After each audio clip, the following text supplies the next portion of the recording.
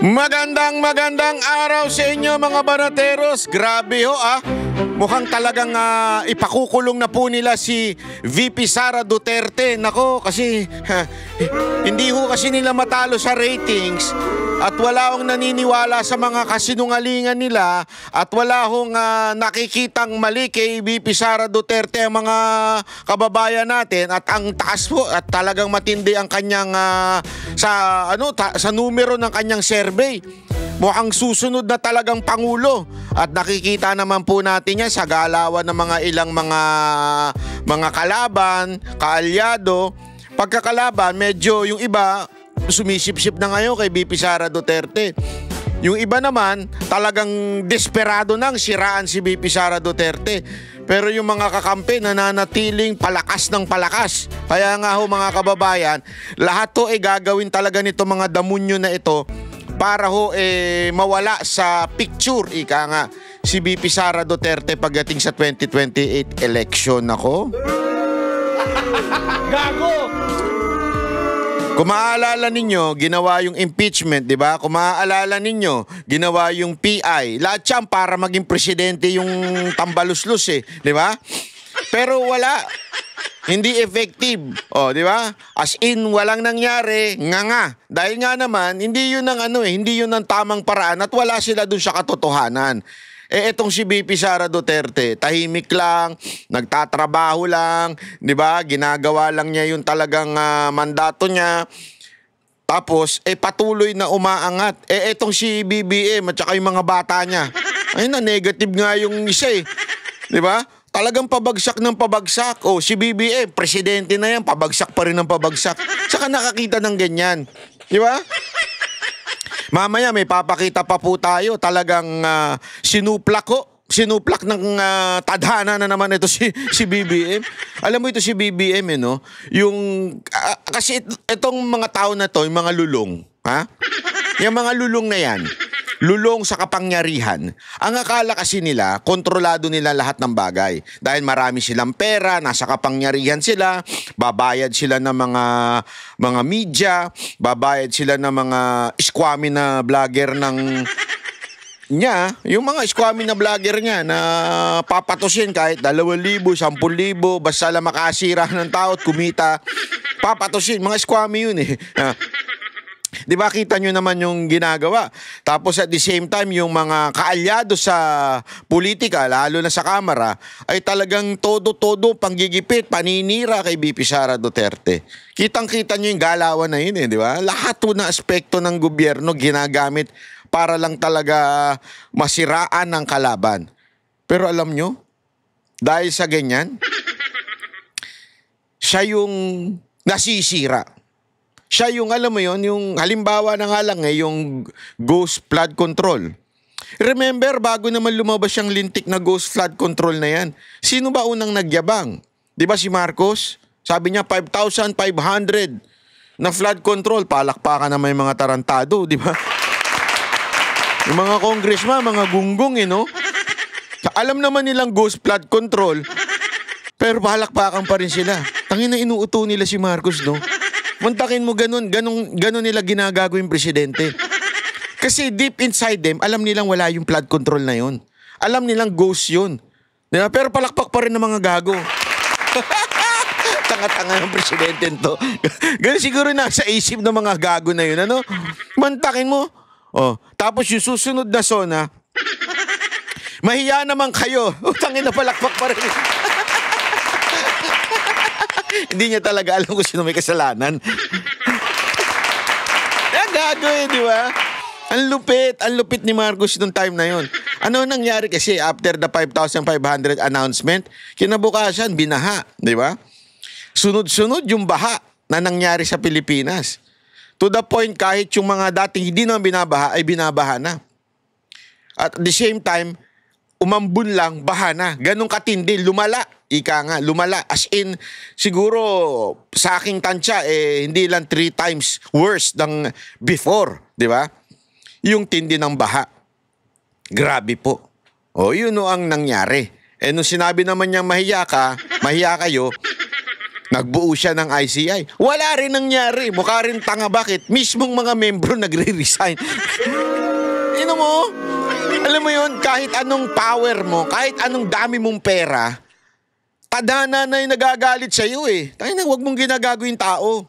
Mantakin mo may utang sa mga membro. Yung sabihin, yung mga commissioner doon sa ICI, walang kapangyarihan, walang naniniwala. Kaya ngayon, medyo kumakabig sila, mga kababayan. Kumakabig sila. Pansinin niyo yung eksena, ha? Kumakabig sila. Gumagamit sila ng mga ibang diversion. Halimbawa na yan, ay itong ombudsman at saka DOJ. Ginagamit nila yan para kasuhan yung mga kalaban, mga prominenteng kalaban. Tatadtarin nila yan eh. Tatadtarin nila lahat ng kalaban kasuhan. Lahat ng big time. Ibig sabihin ng big time, kilala. Halimbawa nga dyan, sila Senator Bong Revilla, di ba? Si VP Sara Duterte. Kakasuhan nila ng kakasuhan yan para si Bato, para talaga mapokus yung ng tao doon. Plunder, tinan mo ngayon, plunder case ikakaso kay VP Sara Duterte. Aside from yung focus ng tao mapunta doon, ang talagang gusto nila mangyari, ma-disqualify siya. Remember, hawak ng ombudsman yan. Sino ba yung ombudsman? The ombudsman was appointed because of the principle of Bendalo. Gago! Literally, Bendalo. Bakit? Tandaan ninyo, merong pending case si Remulla bago siya na-appoint as ombudsman, which is bawal na bawal yun. Tapos ang daming conflict of interest. Alam naman po natin ng pamilya Remulla. Kaya talagang, alam mo, kahit baliin nila, i-bend nila, yung law, maloloko talaga sila. Magkakaloko-loko sila. Bakit? Kasi if you can bend the law here on earth, you cannot in heaven. Tandaan niyo yan. Sabi nga, di ba, alam niyo yung sa ito, malinaw ho ito. Ito yung life lesson. Hindi lamang po sa gobyerno, pati sa buhay natin. Naalala nyo yung the Lord's Prayer? Di ba meron nakalagay doon na Thy kingdom come, Thy will be done on earth as it is in heaven. Anong ibig sabihin po nun? Malalim po yun. Hindi lang po yun ay isang panalangin na minemorize natin nung bata natin tas sinasabi natin pag natatakot tayo o whatsoever. Yun po ay sinasabing may prinsipyo ang lupa at ang langit. Kaya nga, Panginoon, ang gusto ko mangyari, yung iyong kaharian, yung iyong will, ang mangyari sa lupa, hindi lang dyan sa langit. Yun yung hinihingi mo pag nananalangin ka. Dapat pati yung kagustuhan mo dito sa lupa ay mangyari. Ano ibig sabihin? Simpleng-simple. You can bend all the law in the land. You can do anything in the land. Siyempre, pag may pera ka, kaya mong lusutan yan. But you cannot bend the law of God.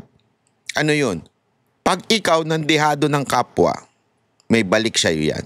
Pag ikaw gumawa ng kabutihan sa'yo, may balik din sa'yo. Kabutihan sa kapwa, may balik din sa'yo yan. Di ba? So ano man ang gawin mo sa kapwa mo, ay babalik sa'yo. Yan ay isang katotohanan, no? Isang batas na hindi mo pwedeng baliin. Baliin nyo man ng lahat ng batas, ng requirement ng pagiging ombudsman, hindi nyo mababali yan. Ibig sabihin, manarantado ka, and maybe now, dahil you are in power, nananalo ka. But eventually, all secret will be revealed. Lahat po. Kaya nga ngayon, kita ninyo, yung sikretong ghost control project, lumalabas na. Di ba? Nakikita niyo yan. Sabi ko nga sa inyo, ako mismo naka-experience niyan. Bakit kanyo? Nung tayo ay bumatikos kay Zaldico, naalala nyo?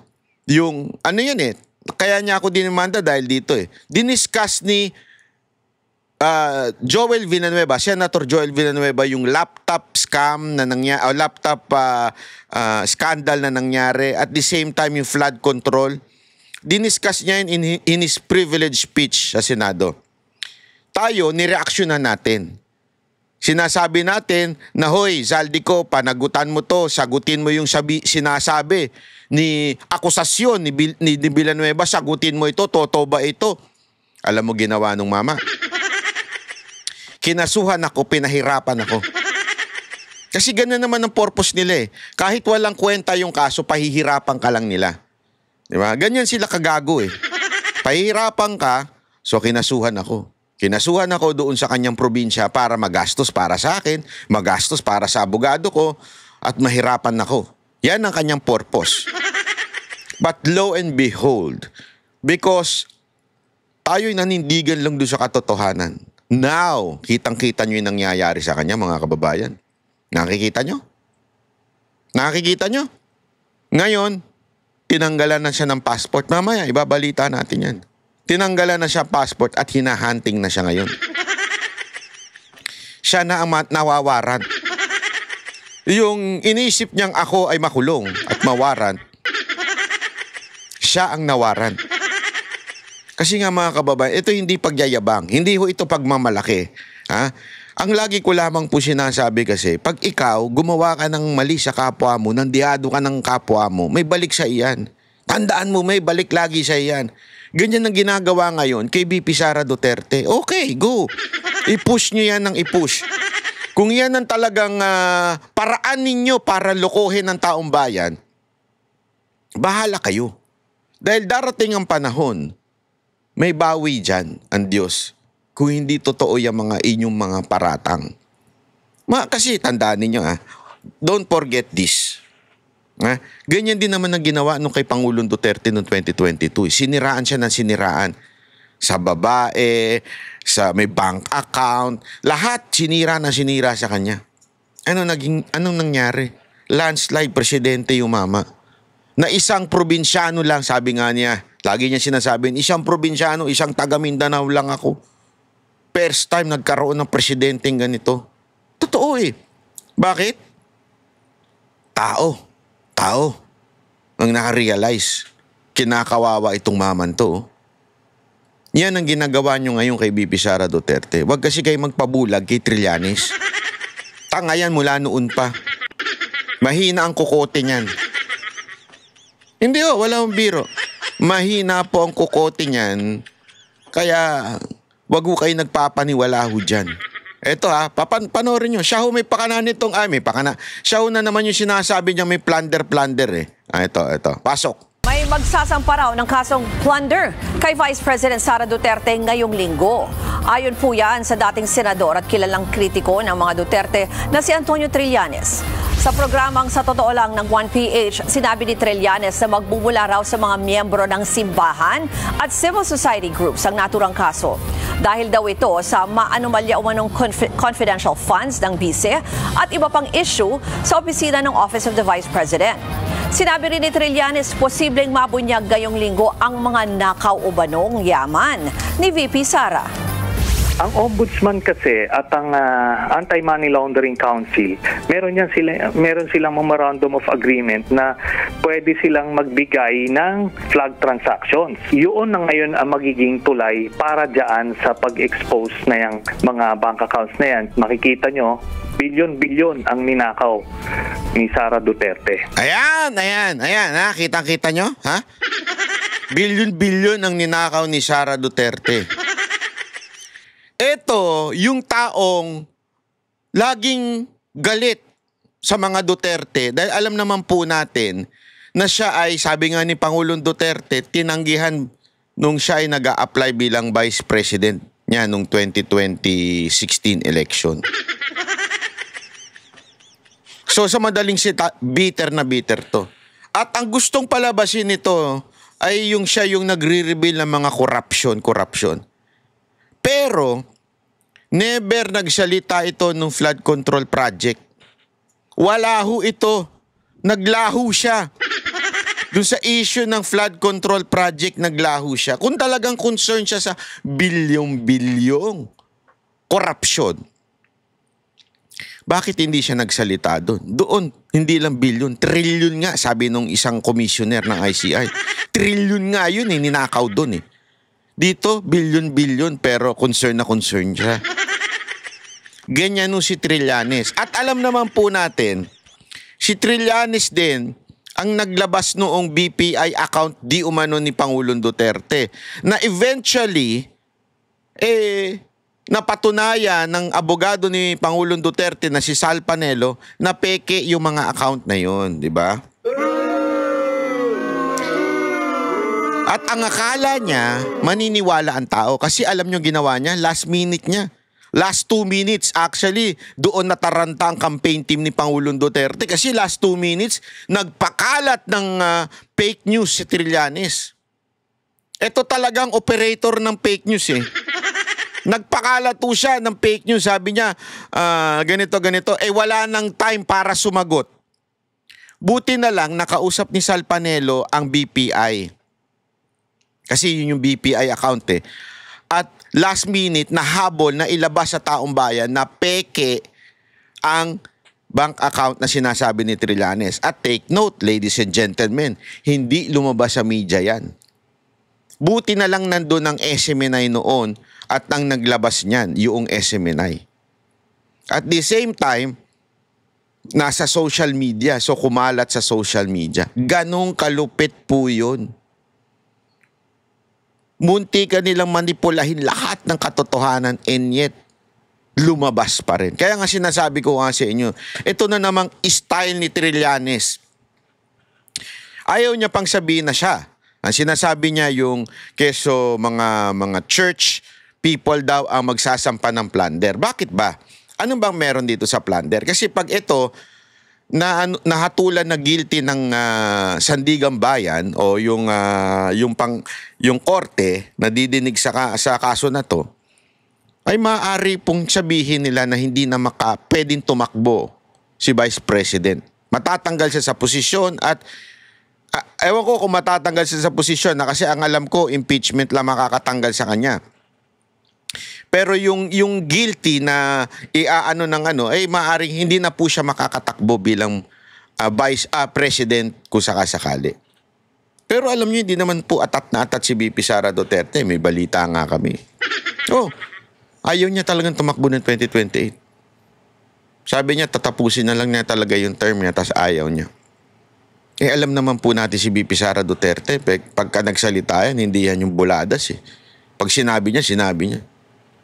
Pero alam mo, I think, destiny is destiny. Kasi hindi naman negosyante yan o kung ano man eh. So doon lang po yan sa gobyerno. Mga kapatid, Ruth Cabalco para sa So ayun po, yun po yung balita na kakasuhan si VP Sara Duterte. Nako, grabe, no? Ang lupit talaga. Alam nyo kung bakit nilabas yan ngayon? Hindi, alam nyo kung bakit nilabas yan. Kasi may bagong balita ngayong araw na ito na hindi lumabas sa ibang malalaking channel. Ito po, pakita ko sa inyo. Ito. Samantala, tumaas sa higit 2 milyon ang bilang ng mga Pilipinong walang trabaho o kabuhayan noong Oktubre 2025. Ito ay batay sa pinakabagong labor force. Grabe 1.9, 2. Naku, pataas ng pataas talaga. Naku po. Hayop yan, Survey ng Philippine Statistics Authority o PSA. Ayon kay PSA Chief at National Statistician Claire Dennis Mapa, na umabot sa 2.54 million ang bilang ng mga Bukas si Santi ka na animal ka, ba't mo nilabas? Sasabihin ng Malacanang. May tatawag sa'yo, hello? Bakit mo nilabas yan? Sino may nagsabi sa yung ilabas mo yung statistic na yan? Lloyd, na edad 15 taong gulang pataas. Mas mataas ito kumpara sa 1.96 million noong September 2025 at gayon din sa 1.97 million noong October 2024. Anya mula sa kabuang 51.16 milyong lumahok sa labor force na aktibong naghahanap ng trabaho, ang naturang bilang ng mga walang trabaho ay katumbas ng 5% unemployment rate. Grabe, no? Grabe. Ang tindi nito. Ito ay mas mataas sa 3.8% na naitala noong September 2025. Nagpapatuloy ang pagsusuri ng PSA sa kalagayan ng employment situation sa bansa upang matukoy ang mga sektor na may pinakamalaking pagbaba sa trabaho at mga maaaring pagkunan ng recovery sa mga susunod na buwan. Alam nyo mga kababayan, ha? Ito po ay matindi. Matindi po ito dahil alam nyo, sabi nga nung iba kasi meron akong isang empleyado. Oh, walang biro ito. Nanakawan. Ayun, na-snatch ng kwintas. Tapos, meron pa ako isang kaibigan, ganun din. Nanakawan naman ng bag.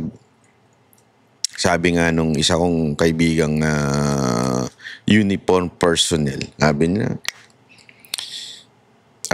dahil ito sa magpapasko, tapos marami rin talaga ngayong walang trabaho. Saan pa ba pupunta yung mga walang trabaho na yan, di ba? Saan pa ba pupunta yung walang trabaho na yan? Kasi, anong gagawin yan? Naalala ko nga, meron akong isang dati pa matagal na ito, naging empleyado. Sabi niya, galing sa masamang bisyo, tapos nagbago na. So, nung nagbago siya, sabi ko, hinire ko siya. Ang sagot niya, kasi easy money. Easy money daw yung ganong klaseng trabaho, yung pagtutulak. Ngayon pa naman, sir, sabi niya sa akin, napakahirap maghanap ng trabaho ngayon. Dahil talagang wala ka talaga makukuha. Ang taas pa ng requirement. Napag-alaman ko sa mga fast food, kailangan daw college degree ka pa. PhD pa ata. Hindi, college degree lang. Graduate? Hindi, ito totoo lang ha.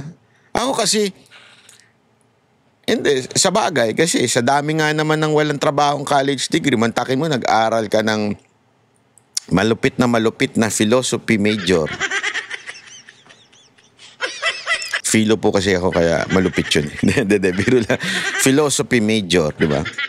Tapos, o kaya naman nag-aral ka ng malupit na alam mo yun, mga anong tawag doon? Hotel and management. Tapos kababagsakan mo, magpupunas ka lang ng kubeta ng isang fast food. Hindi, kasi nga, sa daming walang trabaho. Yun lang ang opening. Di ba? So, papayag ka na. Di ba? Tama, mali. Wala ka naman choice. Anong gusto mo? Makipag-inuman sa bahay nyo? Ngumanga? O magtrabaho? Di ba? Ganun Ganun ang nangyayari. Kaya nga ngayon, sabi nga nung mga kakilala ko, kaya ngayon matindi ang krimen. Kung bakit kaliwat kanan ng krimen, hindi lang dahil sa magpapasko. Magpapasko na nga, wala pa silang pera. Di ba? Kaya nga may tama rin yung sinabi ng Malacanang. Okay na yung 500. Wala na nga kayong trabaho, gusto nyo pa ng pera? 500, pwede na yan. Ganyan kawalang walang niya itong gobyerno natin, mga kababayan. Ganyan kawalang niya, di ba? Mantakin mo, wala talagang pera ang mga Pilipino ngayon. Kaya naman din kaliwat kanan ang pagtutulak ng droga, kaliwat kanan ang krimen, yung mga, ngayon pa, isa pang kaliwat kanan, alam nyo kung ano ngayon? Networking. Gago! Yung mga scam na networking, di ba? Kasi nga, easy money. Ganun easy money. Ano pa marami ngayon? Pagtutulak ng katawan. Gago! Mga Christmas party na matitindi ang tip, di ba? Lupit Christmas party. Hindi man lang ako inimbitahan ni Senator. Ang bihira. Sana man lang na-meet ko yung mga friendship doon. Ano? Sen, next time naman, invite mo naman ako sa Christmas party mo. Grabe ka, ha? Pero okay lang. Hindi, biro lang. Alam mo, matindi. Sabi ko nga ngayon kaya nga yung 250 na sinasabi, naku po, hindi ako naniniwala doon. Hindi, una, naniniwala akong mahilig talaga mag-imbita yun. Oo, mahilig talaga mag-imbita yun ng magagandang tanawin. Pero doon sa singil na 250, hindi ako naniniwala doon. Anong klaseng yun, no? Ginto, di ba? Nagpapataas lang ng presyo. Alam nyo kung bakit? Wala na kasing mga inchik. Gago! Yung mga Chinese pogo na customer niya, mga hindot na yan, wala na. Yung mga Koreano, nabawasan na rin. Oh, dati kasi tiba-tiba yung mga yan eh. Kaya ngayon, wala na. Kaya marami ng jobless ngayon. Kaya pumupunta na lang sa blowjobless nila ngayon. Totoo! Ang dami niyan, sobra. Diba? Kaya nga alam nyo mga kababayan, ito sinasabi natin ha, itong ginagawa ng gobyerno na ito, talagang nakakapikon. Bakit? Mantakin mo ang tindi ng problema ng bayan natin. Nagtataasan ang presyo. Tumataas ang bilang na walang trabaho. Kaya isipin nyo yan ha. Tapos ang focus pa ng gobyerno, si VP Sara Duterte. Saan ka nakakita? Hoy Marcos, makinig ka. Makinig ka sa akin. Makinig ka sa akin, ha? Hoy Marcos. Ha? Hoy, kung ako sa'yo, ha? Kesa nasiraan mo ng siraan ng kalaban mo para tumaas ang ratings mo, alam mo gawin mo? Magtrabaho ka na maayos. Padamihin mo trabaho ng mga Pilipino. Pababain mo ang presyo ng bilihin. Magkaroon ka ng positive na alam mo yun, na result sa gobyerno. Tataas ang ratings mo. Pero yung akala mong paninira ninyo sa mga kalaban nyo sa politika, itataas kayo. Hindi mangyayari yun. Kahit ma-disqualify nyo pa si VP Sara Duterte, hindi pa rin mangyayari na iboboto kayo ng taong bayan. Wala nang naniniwala sa'yo. Siguro mga 1% na lang ang naniniwala sa'yo. Yan ang totoo. Mga 1% na lang ang naniniwala sa pamamahala mo. Yan ang totoo. Kahit sinong itanungin mo sa karsada eh. Oh, masaya kayo ngayon? Kesa nung last administration? Ang sasagot nila, ayaw nila ngayon talaga. Gusto na nila ng pagbabago. Wala pang kakakalhating taon pa lang. Wala pang pang-4 na taon o pang-5 taon. Gusto ka na nilang isuka. Yan ang totoo. Tapos, eto pa matindi. Ha? Bobolahin mo pa yung mga tao. Bubudulin mo pa. Hindi, walang biro. Tingnan nyo kung gaano niya budulin yung mga tao. Ha?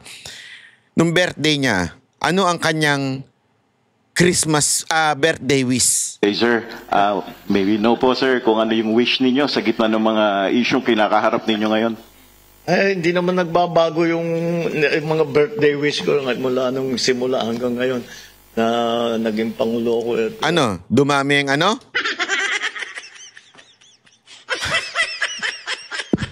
Yun na nga, maging maayos ang buhay ng bawat Pilipino, na maituloy natin lahat ng ating proyekto para matulungan lalong-lalo na yung mga mahihirap. At ganun pa rin, hindi talaga nagbabago. Sana maabot natin yung aabutin natin yung aking pinapangarap na wala nang gutom na Pilipino. Yon. Gago! Tingnan mo kung paano mambudol itong presidente to. Mantakin mo. Di ba? Ganyan pa rin yung mga lengguwahe niya. Ito'y nakaraang video ha. Ito lang huling birthday niya. Sana nga, huli na yan eh. Hindi, I mean, huli na sa taon na ito. Next year na uli. Alam naman, taon-taon may 2 birthday. Di ba? Siyempre, laging yan ang wish ko sa mga magbe-birthday. Sana huling taon nyo na. Ngayon, yung pag-celebrate. Next year na uli. Okay? Next year na uli kayo mag-celebrate. Wag naman yung araw-araw kayo nisi-celebrate. Kasi may ganyan eh. Baka akala ninyo, may ganyan yung araw-araw na nagse-celebrate ng birthday. Punta kayo sa mga inuman. Mayat maya kanta ng Happy Birthday to, kahit di naman birthday. Kaya sabi ko sana huling birthday mo na kasi baka pag birthday mo, siyempre, mapainom kayo dyan o ano kayo dyan. Hindi natin alam. Next year na ulit celebration, ha, Mr. President? Alam mo, Marcos, itong pangbobolang kinagagalit sa'yo ng tao eh. You always take things lightly. Pag tinatanong ka, tumatawa ka pa na para bagang sana maayos ang mga kabuhayan ng Pilipino. sa nawalang gutom sa pagtapos ng aking termino. Tangina, ginagago mo yung tao eh. Hindi mangyayari sa kasaysayan ng bawat bansa na walang gutom. Even the richest country in this entire world, may gutom at may gutom. Hindi pwedeng mawalan ng gutom. Kaya pambubudol mo yan eh. Kaya nakakabuisit eh. Alam mo yung nakakaasar na parang, ano ba to? Ano bang tama nito? Ba't siya nagsasalita ng mga ganyang klaseng lengguwahe? Ang dami na ng problema, ang taas na ng bilihin, yung unemployment rate tumataas din, yung mga walang trabaho. Tapos magsasalita pa na sana pagtapos ng aking wala nang gutom. Alam mo yung parang, Sir, saan lupalop kayo? Saan ba kayong alapaap na naglalakad ngayon? Hi ba kayo? Hindi kasi sa totoo lang, ang tanongin niyo sarili niyo. Yan ang isang bagay na katarantaduhan. Hindi pwedeng mangyari yan kahit anong bansa. So dapat malang sana sinabi mo, ang wish ko ay kahit papaano medyo may angat-angat natin ng konti ang kabuhayan ng mga Pilipino. Mga ganun ba? Hindi yung walang gutom. Ano putang ina? Anong walang gutom? Diba? Kalokohan talaga eh. Yan po ang nakakainis sa inyo. By the way, highway ha. Meron po tayong bagong channel. Ito po yung Banat by 360. Yun. At itong channel na po na ito ay napaka-importante dahil po ay dito ilalabas natin ang lahat ng banat. Lahat po ng aspekto. Pakinggan po natin yung host. Ito ang pogi nitong host na ito eh. Pakinggan po natin.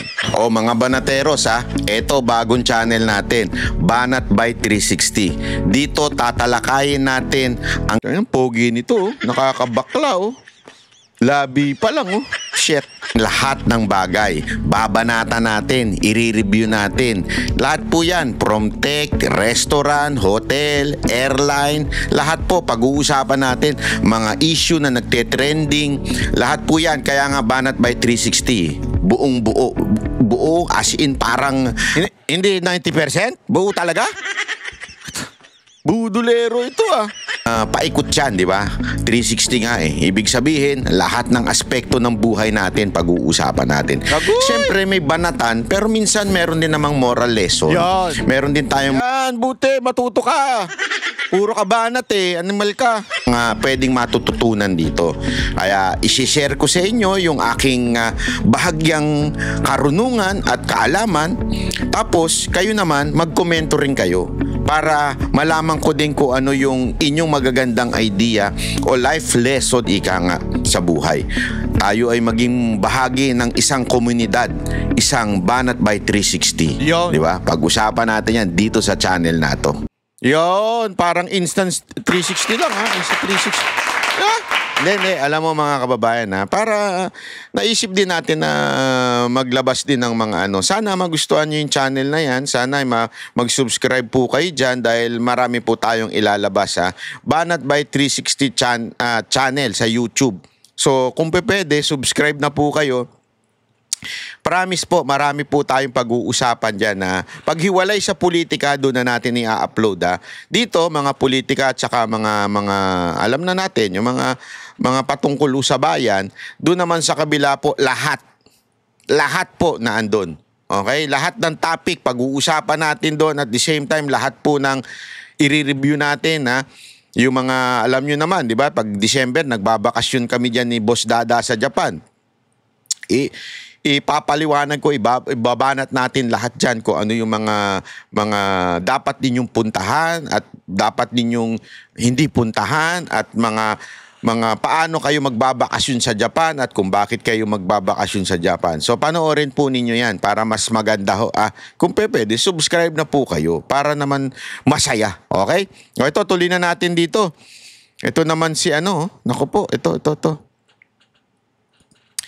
Di ba naalala ninyo kahapon may kinuwento ako sa inyo about yung kay Senator Bong Revilla? Di ba binigyan ko kayo ng date? Di ba 10? Ngayong araw na ito, ay kahapon kasi upload ko, ngayong panahon na binibideo ko ito is December 10. Pero upload ko ito December 11 eh.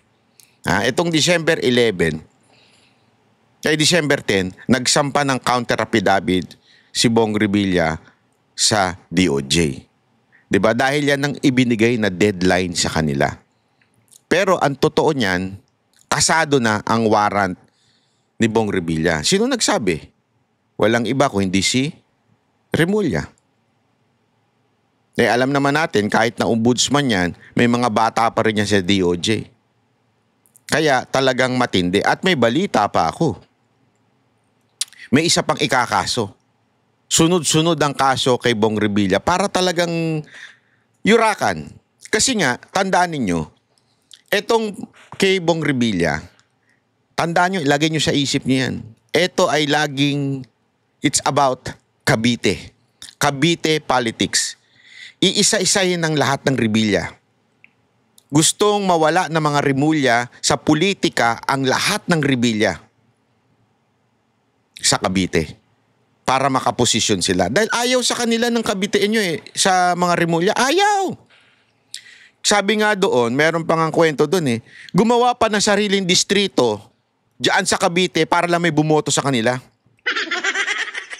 Dahil doon sa mga malalaking distrito diyan sa Cavite, walang may gusto sa mga Remulla. Kung hindi nga tinulungan ng Revilla ang mga Remulla sa Cavite, hindi mananalong gobernador yun, yung kapatid niyang si John Vic. Hindi mananalo yun kung hindi tinulungan ng mga Revilla. Alam nilang wala na ngayon sa gobyerno. Bad trip ang mga tao.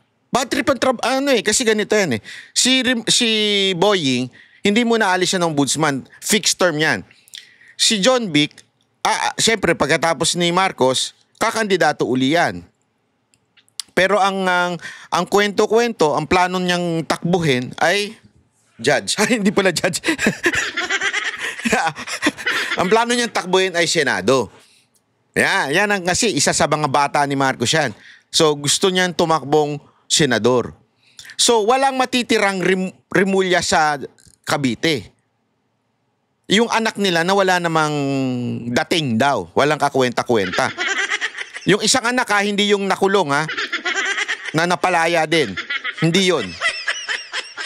Mantakin mo ganun tindi talaga ng Remulla. Ang lupit. Tsaka nakakita ng ganun. DOJ secretary yung anak mo. Hayop! Ewan ko. Although, napalaya naman daw kasi hindi daw sapat yung ebidensya. Di wow. Gago! Etong si Revilla, ang dami ho kasi nakasunod. Dalawa sa anak, pinsan nga ba? Pinsan o kapatid. Nakalimutan ko na isa pang magaling na Revilla. May magaling na Revilla pa dyan aside kay Senator Bong Revilla May isang mayor na magaling dyan. Pangalanan nyo nga. Laging sinasabi sa akin ng mga taga-Cavite to. Ewan ko ba? Kasi ang Banateros, ilan ng Caviteño dyan Di ba? As in, lagi sinasabi namin, may isang Revilla na magaling din. Hindi lang siya artista, hindi lang siya prominente pagdating sa entertainment, pero magaling din. Tapos yung dalawa pang anak ni Bong Revilla, nandyan din, congressman din. Tapos yung asawa pa. So talagang ang dami dyan. Pero ang balita ko, iisa-isahin yan. Tatargetin yan isa-isa. Para talaga madurog ang Revilla. Yan ang dahilan ng mga katarantaduhan na nangyayari dyan sa Cavite. Ito, panoorin nyo ito yung pag-submit ni Hindi pa rin po batid. Ay, sorry, hindi yan. Asya na yun.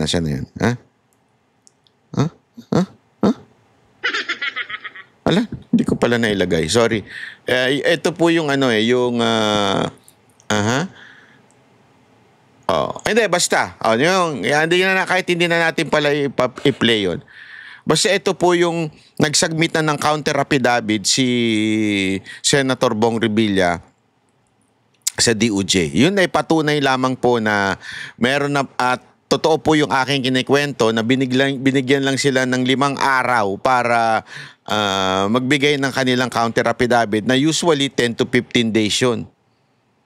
Tapos 'di ba sinabi nga nung sa interview ni na makukulong si Senator Bong Revilla, yung in-interview ni Corina, si Remulla, nadulas siya dun na makukulong si Revilla sa 15. Yan ang kanilang purpose. Tandaan ninyo, kasi nagbitaw ang presidente na may makukulong, kailangan may makulong. Kasi tandaan ninyo hinihingi ng taong bayan ang ulo ni Romualdez. Yan ang gusto ng taong bayan, makulong si Romualdez.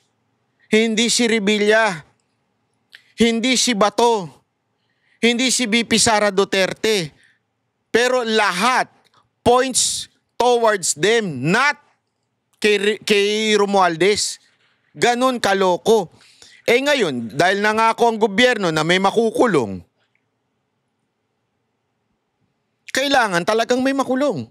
Kaya ihahabol nila bago magpasko na makulong si Senator Bong Revilla. Ganong kalupit. Kaya nga alam nyo mga kababayan, magbantay ho tayo dito Magbantay po tayo dahil delicates po ito. Ito yung sinasabi nating pag hindi ho ito mabantayan, aabusuhin po nila para lang mapagtakpan na makulong si Romualdez. Alam nyo mga kababayan, ang gusto namin makulong si Romualdez, hindi ho kung sino-sino dyan. Aanuhin namin si Revilla, alam naman natin politika lahat ng labanan dyan. Di ba? At ito pa ngayon, hinahabol pa nila. Sino? Si Zaldico. Kanselado ng passport ni dating Congressman Zaldico, isa sa mga akusado sa flood control scam. Mismong si Pangulong Bongbong Marcos ang nag-anunsyo nito. Live mula sa TV5 Media Center, nangungun sa balita si News 5 Palace correspondent Maricel Alili. Maricel, ibig bang sabihin ay mapapauwi na sa Pilipinas si Zaldico?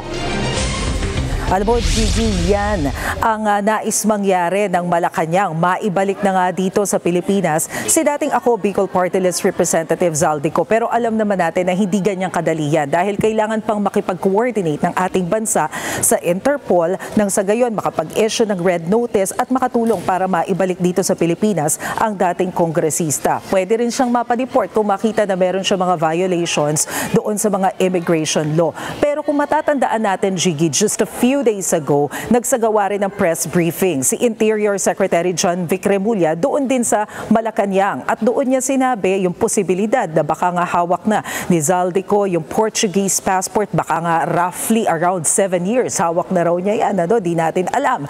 Pero ang sabi nga dyan ni Secretary Remulla, kung matatandaan natin, pwede naman daw na makipag-coordinate din ang Philippine government sa Portugal nang sa gayon makatulong din sila na maibalik dito sa Pilipinas ang nasabing mambabatas. Wala tayong extradition treaty dyan sa Portugal. Pero umaasa ang DILG na mangyari yan yung nangyari doon sa Timor-Leste. Kung matatandaan kasi natin, si dating Congressman... Ano ba yan? Ba't Congressman... ganyan ka magsalita? Reporter ka nung Leste. Ikaw naman banat ba? Masyado ka naman. Ni Teves, nakipag-ugnayan lang yung Philippine government sa Timor-Leste nang sa gayon ay matukoy kung nasaan siya. At bagamat wala rin tayong extradition treaty dun sa nasabing bansa, nakatulong din naman yung coordination para matukoy yung kinaroroonan ni Arnie Teves. So ito rin yung inaasahan na mangyari ng Pilipinas sa Portugal just in case nga na naririyan pa rin si Zaldico. Doon sa video message ni Pangulong Bongbong Marcos kanina kung saan sinabi niya na kanselado na nga ang pasaporte ni Zaldico, kasunod niyan ay yung direktiba niya sa Department of Foreign Affairs at sa Philippine National Police na makipag-coordinate na sa mga embassy sa iba't ibang bansa para masiguro na makatulong itong mga embahadang ito, matukoy ang mismong lokasyon ni Zaldico at maibalik siya dito sa Pilipinas. Pakinggan natin yung bahagi ng pahayag ni Pangulong Bongbong Marcos.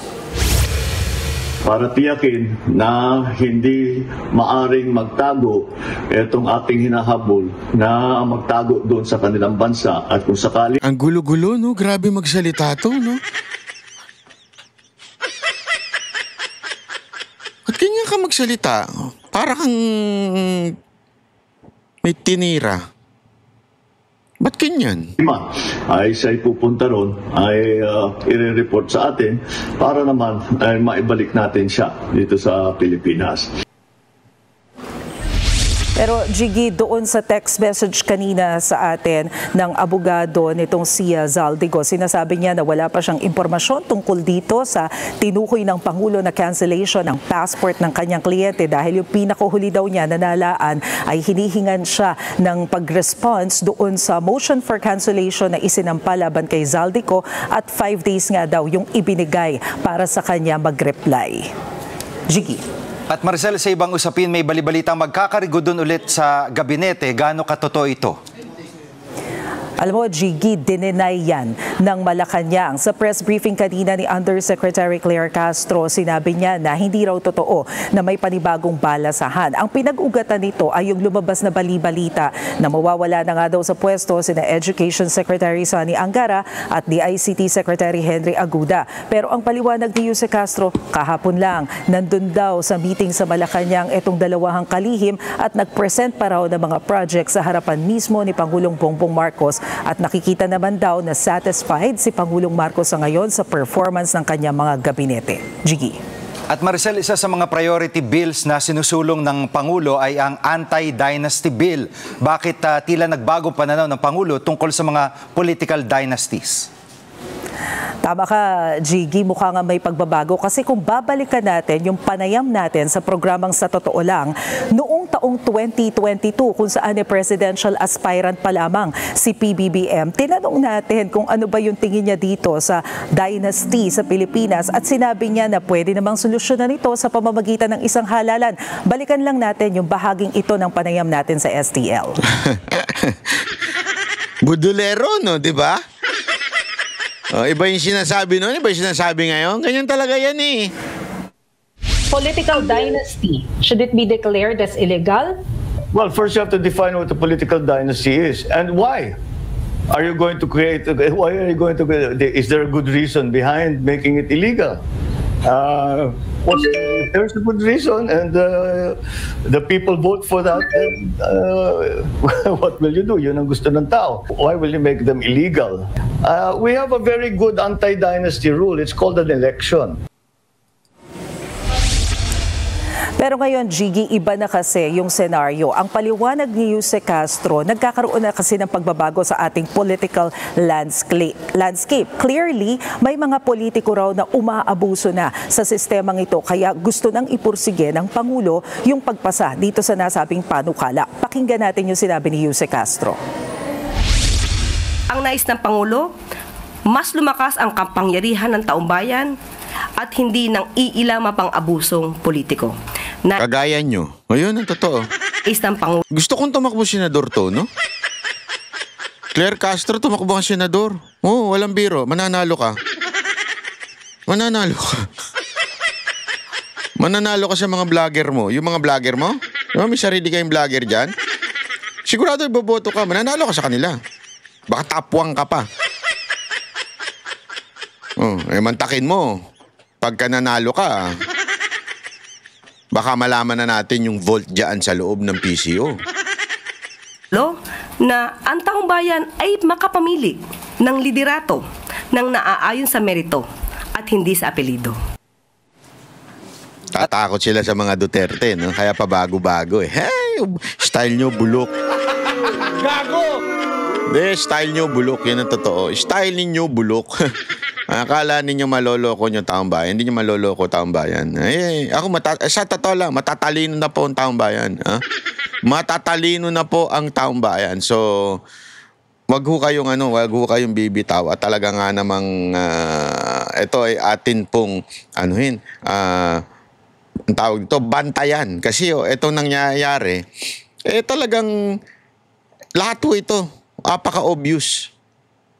Ang taong bayan hinihingi ang ulo ni Romualdez at ulo ni Marcos na makulong. Hindi kung sino-sino. Siyempre, kasama si Zaldico. Ako gusto ko makulong yun. Talagang gusto ko makulong yun. Gusto ko makulong yun. Kung pwede, ngayon na asap. Pero more than that, dapat si Romualdez at si Marcos makulong. Importante yun. Pag hindi makukulong yung dalawa, Wala. Kalokohan lang yung mga ginagawa ninyo, sinasabi nyo, corruption o fight against corruption. Anyway, maraming salamat po. Pero syempre, hindi po mawawala ang ating Panoche Buena. Ano po ba ito? Unang 3 makakasagot ay merong 500 GCash. At ano yung tanong na yon? Eto na, bibigay ko na sa inyo. Eto na, makinig kayo. Walang kukurap. Walang kukurap.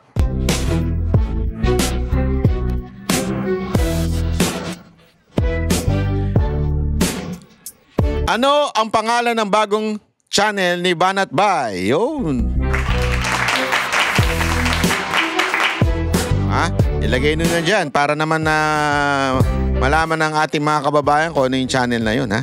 Para naman syempre masaya ang lahat.